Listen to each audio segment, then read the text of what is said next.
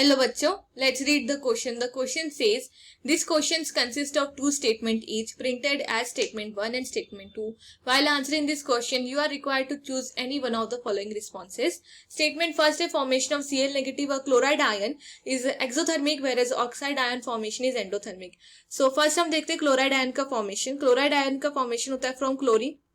So chlorine एक electron accept करता है to form a chloride ion. Now here जो हमारा क्लोरीन है उसका इलेक्ट्रॉनिक कॉन्फ़िगरेशन होता है Np5.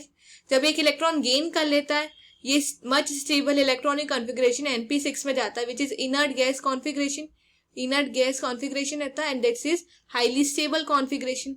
सिंस ये अनस्टेबिलिटी स्टेबिलिटी की तरफ जा रहा है दैट्स वाई यहाँ पे हीट एनर्जी रिलीज होती है.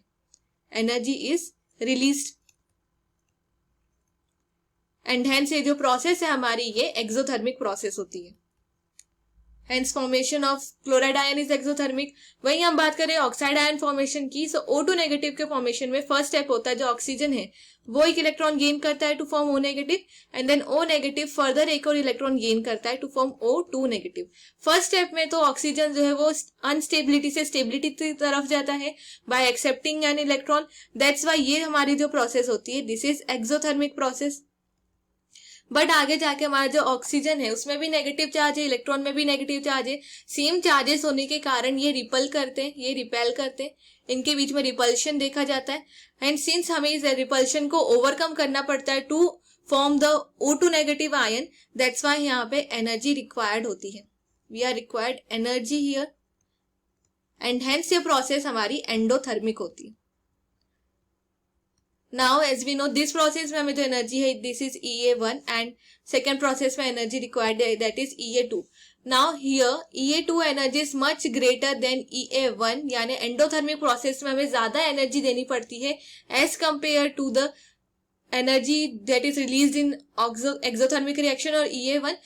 Hence यहाँ पे जो नेट होता है net reaction formation of oxide ion की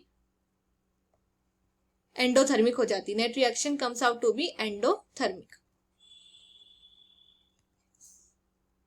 सो हमारा स्टेटमेंट 1 ट्रू है. स्टेटमेंट सेकेंड कहा गया है EA2 of oxygen is endothermic and greater than its exothermic EA1 value of oxygen. ये भी करेक्ट है, यही हमने अभी देखा. एंड सिंस स्टेटमेंट सेकेंड जो है वो हमारे स्टेटमेंट फर्स्ट को एक्सप्लेन कर रहा है so the final answer is option A if both the statements are true and the statement second is the correct explanation of statement 1. So the final answer is option A. Hope you understand it well. Best of luck.